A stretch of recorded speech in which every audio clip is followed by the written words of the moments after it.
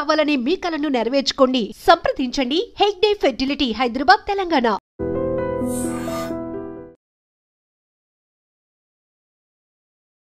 అందరికీ నమస్కారం. నేను Swaroopa Potlapalli. Welcome to trending topic.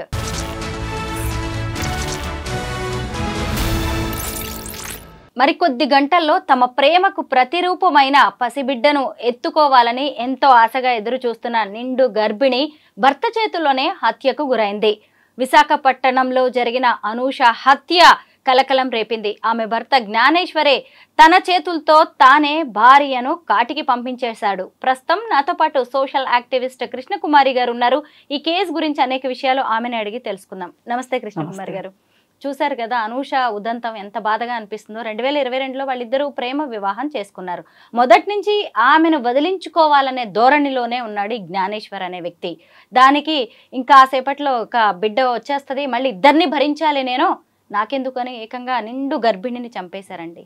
ఏమంటారు అతని వ్యవహార శైలి గురించి? ఒకటేనండి, చాలా బాధాకరమైన విషయం ఇది.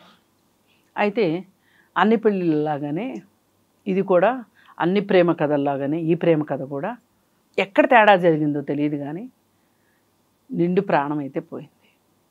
మనం కొంచెం ఇప్పుడు ఈ అమ్మాయి గురించి పెద్దగా ఎనలైజ్ చేయడానికి ఏమీ మనకి పాయింట్స్ లేవు. అతనే ఇవాళ కేంద్ర బిందువు.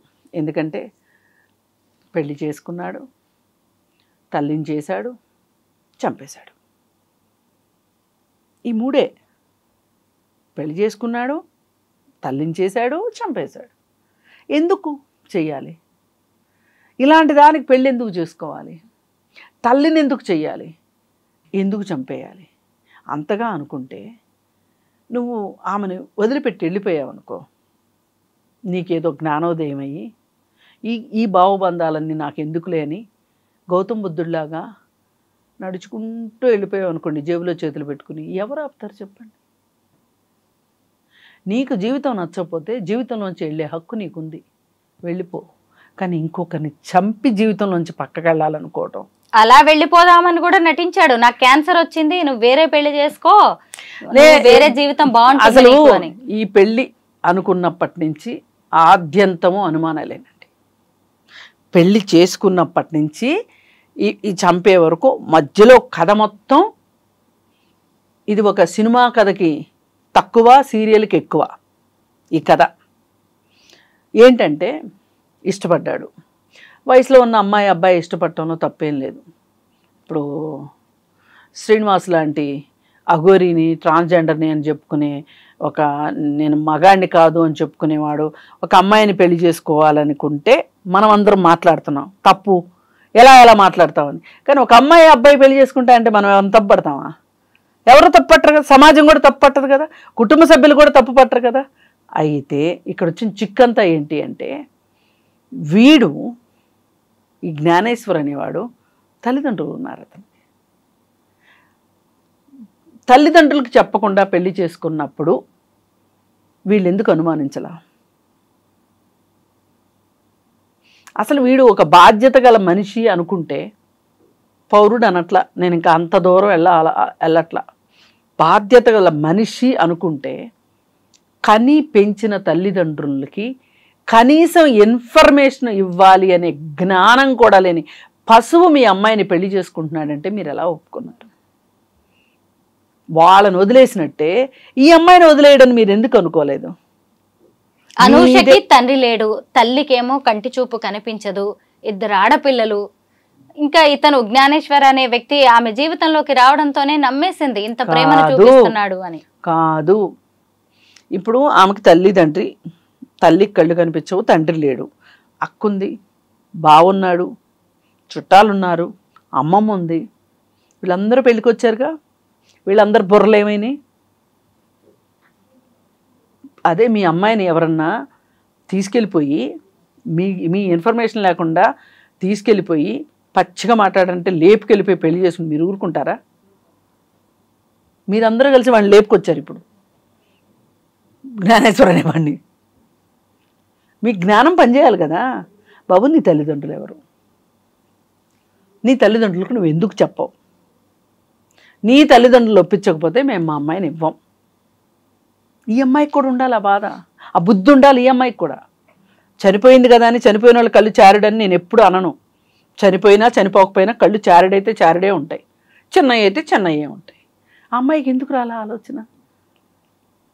అంటే ఎప్పటికప్పుడు ఏదో ఒక మాయ మాటలు మోసగిస్తూనే ఉన్నాడు 2 ఏళ్లుగా. ఆమెని నేను ఒకటి చెప్తా, ప్రీ వెడ్డింగ్ షూట్లు చేసుకోవడం తెలుసు మీకు, సీమంతాలు చేసుకోవడం తెలుసు, బేబీ బంపులు చూపించుకోవడం తెలుసు, ఈ అతివేశాలన్నీ వచ్చు. కానీ ఆ అబ్బాయి తల్లిదండ్రులు మట్టుకు వద్దు మీకు. ఇది ఒక పెద్ద ట్రెండ్ అయి కూర్చుంది ఇవాళ. నేను ఆడపిల్లల్ని అంటున్నానని కాదు, కానీ నేను ఇప్పుడు ఆడపిల్లల్ని వెనకేసుకొచ్చేదాన్ని. నేను ఈరోజు ఎందుకు ఇలా మాట్లాడుతున్నానో నా బాధ మీరు అర్థం చేసుకోండి. నిన్నగాక మొన్న తెలంగాణలో ఒక స్కూల్ పిల్లాడు నీకు ఇష్టం లేనిది ఏంటి, నీకు ఇష్టమైంది ఏంటి అని రాయమంటే మా అమ్మకి మా నాయనమ్మ తాతయ్య అంటే ఇష్టం లేదు, అది నాకు నచ్చదు అని చెప్పి రాశాడు. మీ అమ్మ గురించి రాయండి అంటే మా అమ్మకు మా నానమ్మ తాతయ్య అంటే ఇష్టం ఉండదు, నచ్చదు. అవును, అంటే ఫ్యామిలీ రిలేషన్స్ ఎలా ఉన్నాయి, చిన్నోడి ఆ చిన్న ప్రశ్నకి సమాధానమే చెబుతోంది. ఇప్పుడు దీన్ని ఇక్కడ మనం రిలేట్ చేసుకుంటే అత్తమామ లేకపోతే జీవితం బాగుంటుంది. అత్తమామకి ఎందుకు సేవ చేయాలి అవసరమైతే? కానీ వాళ్ళంటూ చచ్చాక ఆ ఆస్తులు మనకే వస్తాయి, వారసులు మనమే కాబట్టి. కానీ మనం మట్టుకు వాళ్ళ మంచి చెట్లు పట్టించుకోక్కర్లా. చిన్నప్పుడు కుడి చేత్తోనూ ఎడం చేత్తోనూ సంబంధం లేకోకుండా ముడ్డి మూతి కడిగిన వాళ్ళు పనికిరారు మీకు. వీడిని కన్నారు. ఇప్పుడు నువ్వెట్లయితే నెప్పులు పడి కనాలనుకున్నావో పిల్లనో పిల్లోడినో, ఆమె అట్లాగే నెప్పులు పడి కనుంటుంది కదా, జ్ఞానేశ్వర్ని పెంచుంటుంది కదా, తను తిన్నా తినకపోయినా కొడుకు తినిపించుంటుంది కదా. ఎన్నిసార్లు మనం చేయలేదండి ఈ పని? పిల్లలకి ఇష్టమైంది అంటే మనం పిల్లలకి ఇష్టమైంది పెట్టి అయిపోతే మూసుకుని కూర్చోలే మనం? లేదు నా వాటా నాకు కావాలన్నావా ఎప్పుడన్నా? అలా ఉంటామా లేదా తల్లులు? మరి అలానే పెంచిందిగా ఆ తల్లి కూడా. ఆ తల్లి పెళ్ళి చూడొద్దా? జీవితంలో అతిపెద్ద ముఖ్యమైన విషయం పెళ్ళి అనేది. ఆ పెళ్ళి అనే విషయం ఆ కష్టపడి కనిపించిన తల్లిదండ్రులకి అక్కర్లే. వీడినింత ప్రయోజకుడిని చేశారు అంటే వాళ్ళ కష్టం లేకుండానే నీకు ప్రయోజకుడు అయిపోయాడు. ఇప్పుడు ఆ 2 ఫాస్ట్ ఫుడ్ సెంటర్లు నడుపుతున్నాడు. ఇంతటోడు ఎట్లయ్యాడండి? ఆ తల్లి పాలు తాగకుండా, ఆ తల్లి పెంచకుండా. ఇది అర్థం చేసుకోవాలి ఆడపిల్లలు కూడా. తల్లిదండ్రుల పట్ల బాధ్యత లేనివాడు మన పట్ల ఎట్లా బాధ్యతగా ఉంటాడనేది ఆలోచించాలి. అక్కడ బాధ్యత వదిలేసుకున్నాడు కాబట్టి మొత్తం అన్నీ నెత్తిన పెట్టుకుంటాడు, నాకే రోజు ఫోటోషూట్లు చేస్తాడు అనుకుంటే ఇలాగే అవుతుంది. ఆడ పెళ్ళైన దగ్గర నుంచి చెప్తా ఉన్నాడు. పెళ్లి చేసుకున్నాక వాళ్ళ ఇంట్లో వాళ్ళకి చెప్పే ఉంటాడు, వాళ్ళకు భరోసా ఇచ్చే ఉంటాడు. అది నా ప్రాణం తినేసింది, పెళ్లి చేసుకో పెళ్లి చేసుకో పెళ్లి చేసుకో అని. తప్పనిసరి చేసుకున్నానమ్మా, దాన్ని వదిలిచ్చేసుకుంటాను, మీకు ఎందుకు, నేను మళ్ళీ వస్తాను మీ దగ్గరికే, దాన్ని వదిలించుకుని అప్పుడు నాకు మళ్ళీ పెళ్లి చేద్దురు కానీ తల్లిదండ్రులకు చెప్పే ఉంటాడు. రిలేషన్ ఉంటే గనక, రిలేషన్ ఉంటే ఒక రకంగా ఆలోచించాలి వీడి గురించి, రిలేషన్ లేకపోతే ఒక రకంగా ఆలోచించాలి. రిలేషన్ లేదు వాళ్ళతోటి తెంచేసుకున్నాడు అంటే, తల్లిదండ్రులనే తెంచేసుకోగలిగిన వాడు భార్యని తెంచేసుకోవడం ఎంతసేపు? జ్ఞానేశ్వర్ అనే వ్యక్తి ఎంత సైకోనో చూడండి. రేపు పొద్దున తెల్లవారితే డెలివరీ అంటే కాసేపట్లో తమ ఎత్తుకుంటారు. ఈ మధ్యలో వేసిన డాన్సులు ఏంటి? నాకు క్యాన్సర్ అని చెప్పటం, నాకు క్యాన్సర్ కాబట్టి అంటే ఎన్ని స్క్రిప్టు ఎట్టగొట్ట ఈ అమ్మాయిని వదిలించుకుని వెళ్ళిపోవాలి. ముచ్చట తీరిపోయింది, పెళ్లి చేసుకున్నాడు, కొన్ని రోజులు ఉన్నాడు, హనీమూన్లు గినీమూన్లు తిరిగారు.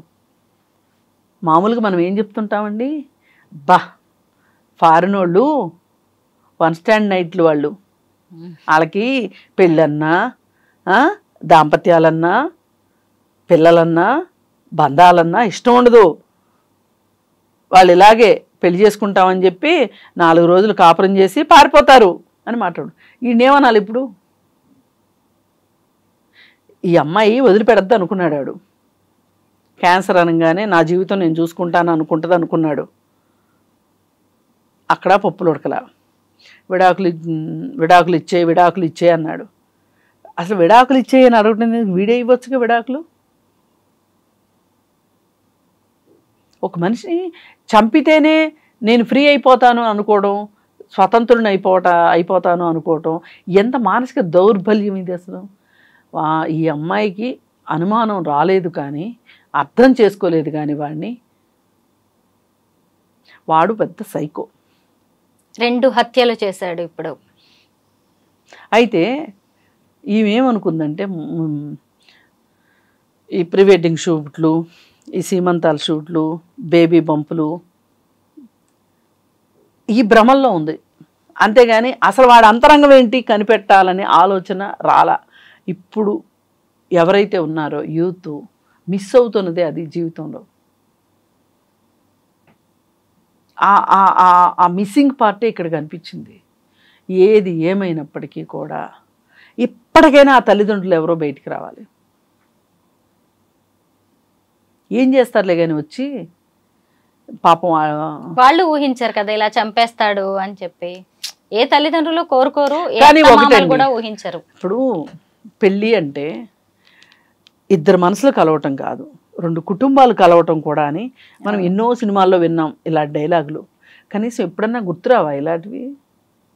అంటే కేవలం మనకి షూట్లే గుర్తొస్తాయా, హనీమూన్లే గుర్తొస్తాయా, డ్యూయెట్లు పాడుకోవడమే గుర్తొస్తా? వీళ్ళు జీవితాల్లో నిజంగా జీవించట్లేదండి, నటిస్తున్నారు. దాని ఫలితం ఇలా జరిగింది. ఏది ఏమైనప్పటికీ కూడా అతనికి ఎన్నో ఆప్షన్స్ ఉన్నాయి, ఈ అమ్మాయికి కూడా ఎన్నో ఆప్షన్స్ ఉన్నాయి. ఈ ఆప్షన్స్ ఉపయోగించుకోకుండా ఆ అమ్మాయి జీవితం అర్ధాంతరంగా ముగిసిపోవటం, వాడు వెళ్ళి జైల్లో కూర్చోవటం జరిగింది. కానీ ఏ జీవితాలకైనా ఇది మట్టుకు ముగింపు కాదండి. ముగింపులు బ్రహ్మాండమైన ముగింపులు ఉంటాయి. ఒక కామ పెట్టుకోవచ్చు, లేదా ఒక ఫుల్ స్టాప్ పెట్టుకోవచ్చు, మళ్ళీ పేరా మార్చి కొత్త జీవితంలోకి అడుగు పెట్టచ్చు. తప్పే ఉంది? వాడంత దుర్మార్గుడైనప్పుడు నీ జీవితాన్ని నువ్వు చూసుకుంటూ తప్పే ఉందమ్మా. వాడి పులికి ఆహారంగా మారింది ఈ అమ్మాయి. అందుకే ప్రీ మ్యారిటల్ కౌన్సిలింగ్ అవసరం అని నెత్తినోరు మొత్తుకుని చెప్తున్నాం.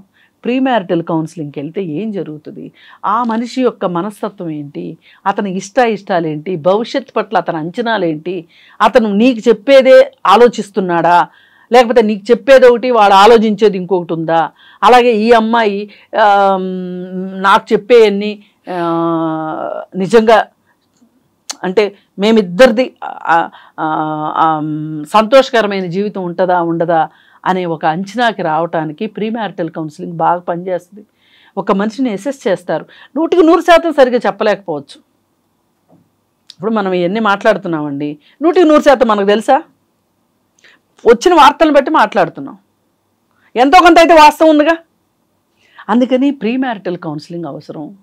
పైగా ఇంకొకటి, ప్రేమ పెళ్ళిళ్ళలో ఖచ్చితంగా ప్రీ మ్యారిటల్ కౌన్సిలింగ్ అవసరం. ఎందుకంటే పెద్దలు కుదిర్చిన పెళ్లిలో ఎంతో కొంత తల్లిదండ్రులు మన కోసం అరే మేం చేసిన పెళ్లి కదా అని బాధ్యత వహిస్తారు. అందుకోసం ఎవరైనా ప్రేమించేప్పుడు ప్రేమ గుడ్డిది కావచ్చు కానీ జీవితం గుడ్డిది మాత్రం కాదు, పెళ్ళి గుడ్డిది కాదు, ప్రేమ గుడ్డిదే. అందుకని కొంచెం కళ్ళు తెరుచుకుని ప్రీ మ్యారిటల్ కౌన్సిలింగ్కి వెళ్ళి ఒకరేంటి ఏంటి అనేది చూసుకుని పెళ్ళిళ్ళు చేసుకోండి. కనీసం బతికుండండి. సంతోషంగా బతికుంటారా లేదా వేరే విషయం కాదు, కనీసం బతికుంటారు. నిజమే. ఏది ఏమైనా ప్రేమ వివాహాలు చేసుకునే వాళ్ళకి అనూష జ్ఞానేశ్వర్ స్టోరీ అనేది ఒక పెద్ద కనువిప్పు. థ్యాంక్ యూ సో మచ్ అండి. Thank you.